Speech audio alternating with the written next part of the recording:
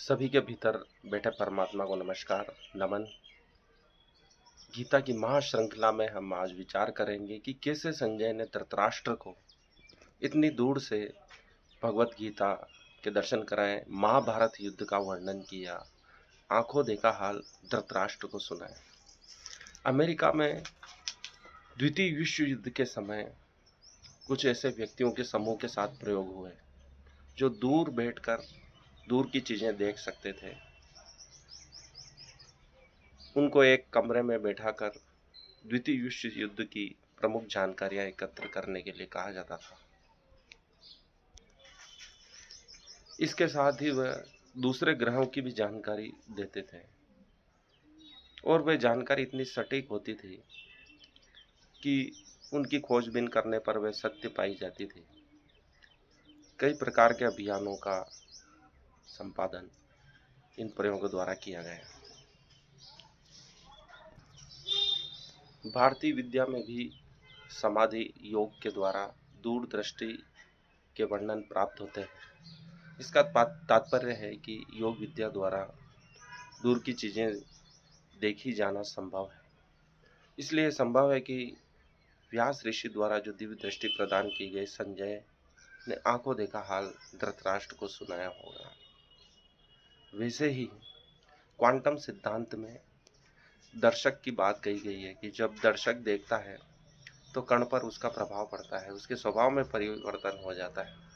वैसे ही कृष्ण अर्जुन को कहते हैं कि तू दृष्टा रूप हो जा, अर्थात खुद को भी समाप्त कर दे और मामेकम शरणम ब्रज हो जा, अर्थात मेरी शरण में आ जा।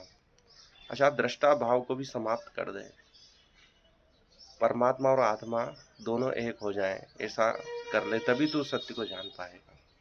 ऐसा कृष्ण अर्जुन को कहते हैं। अर्थात दर्शक भी मत रहे, दर्शक भी समाप्त हो जाता है, सिर्फ दृष्टा भाव रह जाता है।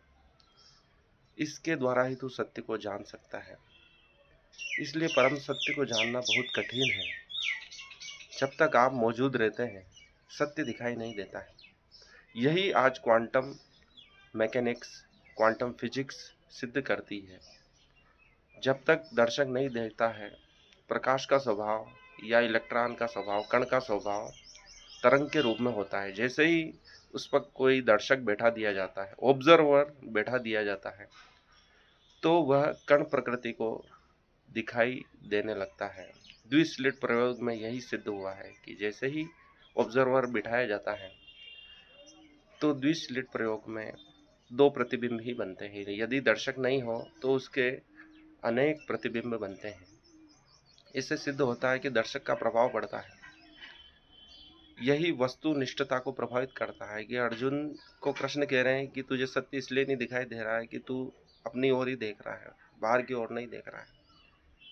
इसलिए तू विराट दृष्टि को प्राप्त कर, दिव्य दृष्टि को प्राप्त कर, अपने आप को भी समाप्त कर, मेरी शरण में आ जा, तभी तुझे सत्य दिखाई देगा।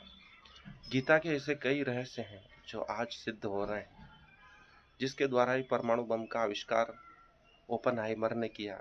उसके गीता के पाठ से ही उनको एक दिव्य दृष्टि प्राप्त हुई, जिससे उनको परमाणु बम बनाने की प्रेरणा मिली।